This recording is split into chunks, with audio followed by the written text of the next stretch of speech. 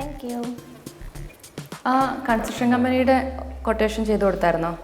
അത് ഇന്നലെ രാത്രി തന്നെ കൊടുത്തു. ഇനി എങ്ങാനും രാവിലെ മറന്നു പോയെങ്കിലോ എന്ന് ഓർത്ത് രാത്രി തന്നെ സെറ്റ് ചെയ്ത്. എന്തായാലും നന്നായി. പെൻഡിങ് വർക്കിലേ അത് മാത്രമേ ബാക്കി ഉണ്ടായിരുന്നുള്ളൂ.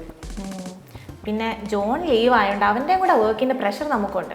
ആ ഒരു പ്രശ്നം മാത്രമേ ഇപ്പോൾ വിടും. അല്ലേ ജോൺ ഇവിടെ പോയി കിടക്കാം? ഇതിപ്പോൾ എത്ര ദിവസമായി?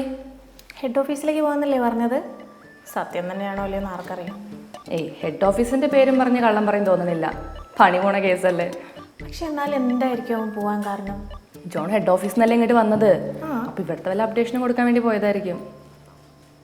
അതിൽ അൺയൂഷ്വലായിട്ട് നിനക്കൊന്നും തോന്നുന്നില്ല? എന്ത് തോന്നാൻ?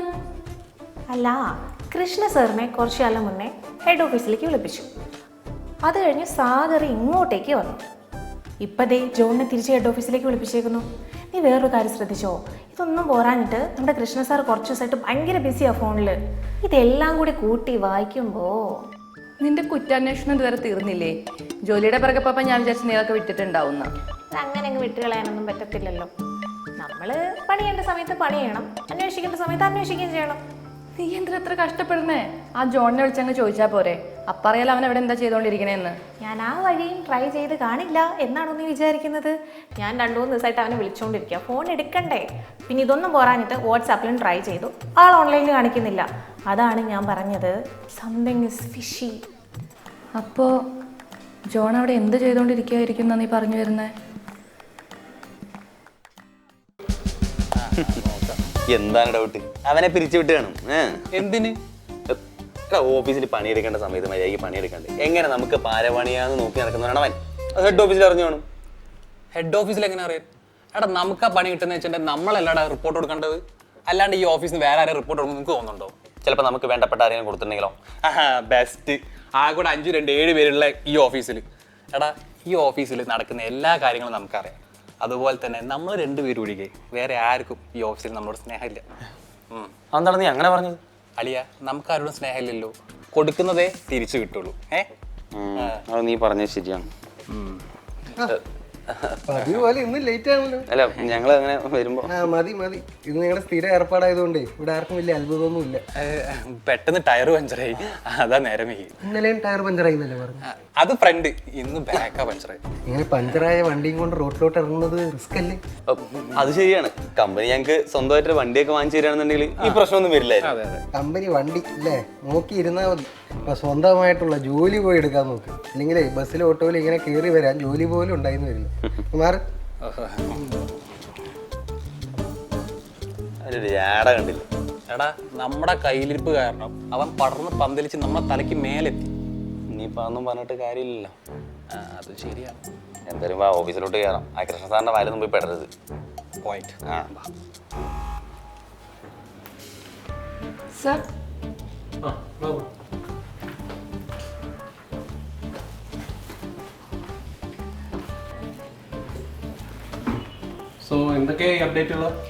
അത് പറയാനാ സാർ ഞങ്ങൾ വന്നത്.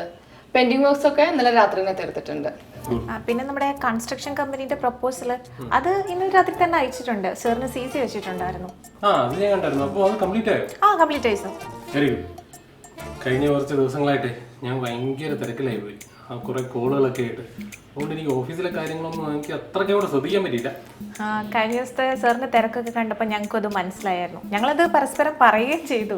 പിന്നെ എന്തെങ്കിലും എമർജൻസി ആണെങ്കിൽ സാർ തന്നെ ഞങ്ങളുടെ അടുത്ത് ഷെയർ ചെയ്യുമല്ലോ.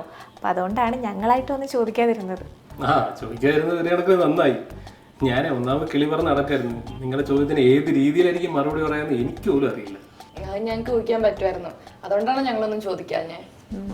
അല്ല, എന്നിട്ട് എല്ലാം ഓക്കെ അല്ലേ സാർ ഇപ്പോൾ? Yes, all good, thank you. Okay sir, ഇതാണ് കംപ്ലീറ്റ് ഫയൽ. ഓക്കെ, വായിച്ചു നോക്കിയിട്ട് എന്തെങ്കിലും സംശയം ഉണ്ടെങ്കിൽ സാർ ചോദിച്ചാൽ മതി. കൂൾ. എന്തെങ്കിലും ഉണ്ടെങ്കിൽ ഞാൻ പറയാം. ഓക്കെ ശരി, അപ്പോൾ നിങ്ങളുടെ ജോലിയാണ്. Okay sir. ശരി സാർ, താങ്ക് യു.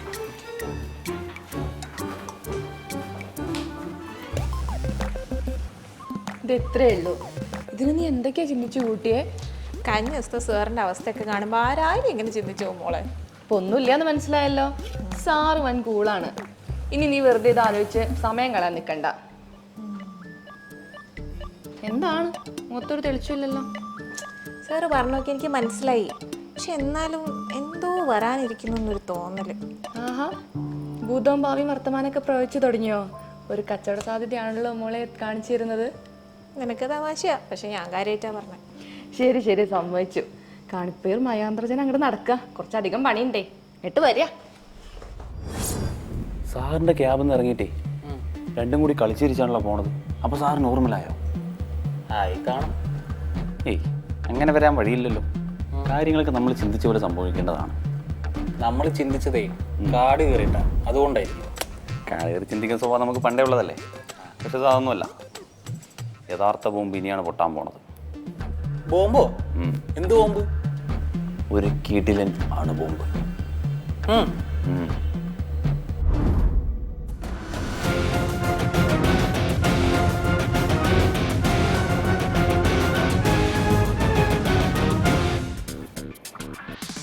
ഇന്നലെ എന്തിനായിരിക്കും ഇങ്ങനെ അടിയന്തരമായിട്ടൊരു മീറ്റിംഗ് വിളിച്ചു കൂട്ടിയത്? അടിയന്തരമായിട്ട് എന്തെങ്കിലും പറയണ്ടാവില്ല. ഇങ്ങനെ സാധിക്കുന്നതാണ് നിനക്ക് എങ്ങനെയൊക്കെ പറയാം. ഞാൻ നിന്നോട് പറഞ്ഞില്ലേ, ഇവിടെ കാര്യമായിട്ട് എന്തോ സംഭവിക്കാൻ പോകുന്നുണ്ട്. നോക്കിക്കോ. നീ ഇതുവരെ വിട്ടില്ലേ?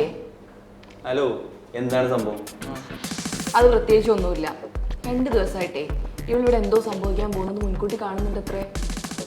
ഇവളുടെ ഒരു ഇത് വെച്ചിട്ട് ഇവിടെ എന്തോ ഭയങ്കര സംഭവം നടക്കാൻ പോകുന്നു അവള് പറഞ്ഞുകൊണ്ടിരിക്കണേ. ഇതെനിക്കും തോന്നി. ആണോ? തോന്നിയോ? കണ്ടോ, ഞാൻ പറഞ്ഞില്ലേ. മരുന്ന് എന്തൊക്കെയാ പറയണേ? അതെ, കുറച്ച് നാളായിട്ട് ഈ ഓഫീസിൽ നടക്കുന്ന കാര്യങ്ങൾ ശരിക്കും നിരീക്ഷിച്ചാൽ ഇവിടെ എന്തോ ബോംബ് പൊട്ടാൻ പോകുന്നത് തോന്നും. ബോംബോ? എന്ത് ബോംബ്? അതെന്താണെന്നൊന്നും എനിക്കറിയാൻ പാടില്ല. പക്ഷെ അത് പൊട്ടിയാൽ നമ്മളെല്ലാവരും ഒരുപോലെ ബാധിക്കും. ചിലപ്പോൾ അതിനെപ്പറ്റി സംസാരിക്കാനായിരിക്കും കൃഷ്ണ സാർ മീറ്റിംഗ് വെക്കുന്നത്. ആയിരിക്കാം. എന്നാലും കൃഷ്ണ സാർ ഇത് എവിടെ പോയി? പറഞ്ഞ് നാവെടുത്തില്ലല്ലോ. എന്താ വരുന്നു?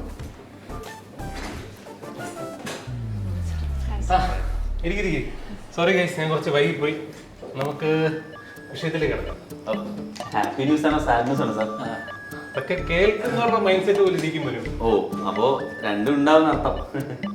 അപ്പൊ ഞാൻ അധികം സർപ്രൈസ് ഇട്ട് സമയം കളയുന്നില്ല, നമുക്ക് നേരെ കാര്യത്തിലേക്ക് കിടക്കാം. കഴിഞ്ഞ കുറച്ച് ആഴ്ചകളായിട്ട് നമ്മളോടൊപ്പം വളരെ പ്രധാനപ്പെട്ട പങ്ക് വഹിച്ച ആളാണ് സാഗർ. ഞാൻ ഇവിടെ ഇല്ലാത്ത സമയത്തും എൻ്റെ ജോലിയിൽ കൃത്യമായിട്ടും ഭംഗിയായിട്ടും ചെയ്ത ആളാണ് സാഗർ, അറിയാമല്ലോ. എൻ്റെ സീനിയോറിറ്റിക്ക് ഇത്രയും ബഹുമാനവും ഒക്കെ തന്ന് എന്നോടൊപ്പം ഉണ്ടായിരുന്നു. ആക്ച്വലി നമ്മളോടൊപ്പം ഉണ്ടായിരുന്നു സാഗർ. ആ സാഗർ ഇന്നത്തെ ദിവസം നമ്മുടെ ഓഫീസിൽ നിന്ന് നമ്മൾ വിട്ടു പോവുകയാണ്. സത്യമാണോ സാർ? എന്താണ് മോനെ, ഭയങ്കര സന്തോഷത്തിലാണല്ലോ. എന്താണ് സാർ അങ്ങനെയൊക്കെ പറയുന്നത്? സാർ ഒന്നുമില്ലെങ്കിൽ നമ്മുടെ കൂട്ടത്തുള്ള ഒരാളല്ലേ. എനിക്ക് എത്ര വർഷമായിട്ട് പുള്ളിനെ അറിയാം. പുള്ളിക്ക് മാനേജറായിട്ട് പ്രൊമോഷൻ കിട്ടിയതിന് ശേഷം പുള്ളിയായിട്ട് വർക്ക് ചെയ്യാൻ പറ്റിയത് തന്നെ ഞാൻ ഭാഗ്യമായിട്ട് കാണുന്നു.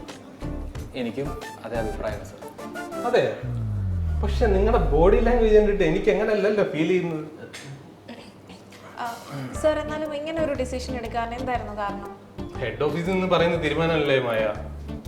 എനിക്കതിൽ നടപ്പിലാക്കുക എന്നതിൽ കവിഞ്ഞ് ഒന്നും ചെയ്യാനില്ല. പക്ഷെ ഇത് ഭയങ്കര പെട്ടെന്നായിപ്പോയി സാർ ഈ തീരുമാനം. കോർപ്പറേറ്റ് ലൈഫിൽ ഇതൊക്കെ സാധാരണമല്ലേ താരാ. എന്തായാലും നമുക്ക് വിഷമങ്ങളൊക്കെ മാറ്റി വയ്ക്കാം, കാരണം ഇതിലൊരു സന്തോഷം തരുന്ന കാര്യം കൂടെ ഉണ്ട്. അതെന്താണ് സാർ? അതായത് സാഗർ ഇന്ന് നമ്മുടെ ഓഫീസിൽ നിന്ന് പോകുന്നത് കമ്പനിയുടെ റീജിയണൽ മാനേജറായിട്ട് ചുമതലയെടുക്കാനാണ്. റീജിയണൽ മാനേജറോ? The youngest regional manager of our company's history. Please welcome Sagar sir. Welcome sir. എന്താ സർ, ഞാൻ സാറിനേക്കാൾ എത്ര ജൂനിയർ. ഇപ്പോൾ ഒരു പ്രൊമോഷൻ കിട്ടിയെന്ന് കരുതി എന്നെ ഇങ്ങനെ സാറൊന്നും വിളിക്കേണ്ട കാര്യമില്ല. എന്നേക്കാൾ മുകളിലിരിക്കുന്ന പൊസിഷനിലുള്ള ഒരാളിന് തരുന്ന റെസ്പെക്ട് മാത്രമല്ല സർ, ഈ ഒരു പ്രായത്തിലും ഇത്ര ഹാർഡ് വർക്ക് ചെയ്ത് തിരിച്ചറിഞ്ഞ് കമ്പനി തരുന്ന ഈ പോസ്റ്റിനുള്ള റെസ്പെക്റ്റാണ്. You deserve it sir. Thank you sir. My pleasure. അതെ, എല്ലാവരും എന്തൊക്കെയാണ് നോക്കിക്കൊണ്ടിരിക്കുന്നത്? നമ്മുടെ റീജിയണൽ മാനേജർ ആകാൻ പോകുന്ന സാഗറിന് ഒന്ന് കൺഗ്രാജുലേറ്റ് ചെയ്യും.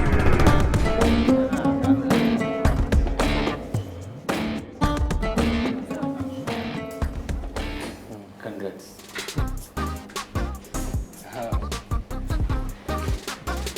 സത്യത്തിൽ നിങ്ങളോടൊക്കെ എങ്ങനെ നന്ദി പറയണമെന്ന് എനിക്കറിയില്ല. എനിക്കിവിടെ വളരെ രാശിയുള്ളൊരു സ്ഥലമായിട്ടാണ് തോന്നിയിട്ടുള്ളത്. ഇവിടെ വന്ന് ഈ നേരം കൊണ്ട് തന്നെ കമ്പനി എനിക്ക് ഇത്രയും നല്ലൊരു പരിഗണന തരുമെന്ന് ഞാൻ സത്യത്തിൽ പോലും വിചാരിച്ചില്ല. ഞങ്ങളും പ്രതീക്ഷിച്ചില്ല. സത്യത്തിൽ കൃഷ്ണ സാറ് വിളിച്ച് പറഞ്ഞപ്പോൾ ഞാൻ ആദ്യം വിശ്വസിച്ചില്ല. പിന്നെ കമ്പനിയിൽ നിന്ന് മെയിൽ വന്നു, കോൾ വന്നു. അപ്പോഴാണ് ഇതൊക്കെ സത്യമാണെന്ന് എനിക്കൊരു തോന്നലുണ്ടായത്. ഇവൻ ചുമ്മാ തള്ളലാണ്, അവനെല്ലാം നേരത്തെ അറിയാം. പിന്നല്ലാതെ. എന്താ നിങ്ങളുടെ ഇടയിൽ സംസാരം? ഒന്നുമില്ല, സാഗർ സാറിന്റെ വളർച്ചയെക്കുറിച്ച് ഞങ്ങൾ സംസാരിക്കുകയായിരുന്നു. ഞാനിങ്ങനെ വളർന്നിട്ടുണ്ടെങ്കിൽ അതിൻ്റെ പിന്നെ നിങ്ങൾക്കുള്ള പങ്ക് എത്രയാണെന്ന് ഞാൻ പറഞ്ഞു തരേണ്ട കാര്യമില്ലല്ലോ. ഓക്കെ, ഏതായാലും സാഗർ സാർ ഇന്ന് നമ്മുടെ ഓഫീസിൽ നിന്ന് പോവുകയാണ്. പക്ഷേ നമ്മുടെ റീജിയണൽ ഓഫീസ് ആക്റ്റീവായ ശേഷം നമ്മുടെ ബ്രാഞ്ച് അടക്കമുള്ള കേരളത്തിൻ്റെയും തമിഴ്നാടിൻ്റെയും ഓഫീസിൻ്റെ ചുമതല സാഗർ സാറിനായിരിക്കും. അപ്പോൾ എല്ലാവരും ഒരിക്കൽ കൂടി സാഗർ സാറിന് നല്ലൊരു കൈയടി കൊടുത്ത് യാത്രയാക്കണം എന്നാണ് എല്ലാവരും.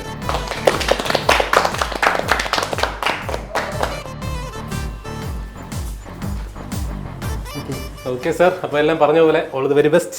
Thank you sir. ഞാൻ മായോടൊന്ന് സംസാരിച്ചോട്ടെ?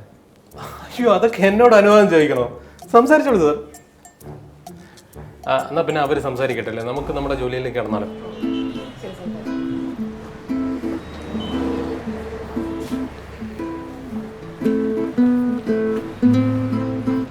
മായക്ക് സന്തോഷമായില്ലേ? ഞാൻ പോവാ. ഇനി മായക്ക് ഞാൻ ഒരു ശല്യമാവില്ല. എന്താ സാർ അങ്ങനെ പറഞ്ഞത്? സാർ എപ്പോഴെങ്കിലും ഒരു ശല്യമാണെന്ന് ഞാൻ പറഞ്ഞിട്ടുണ്ടോ?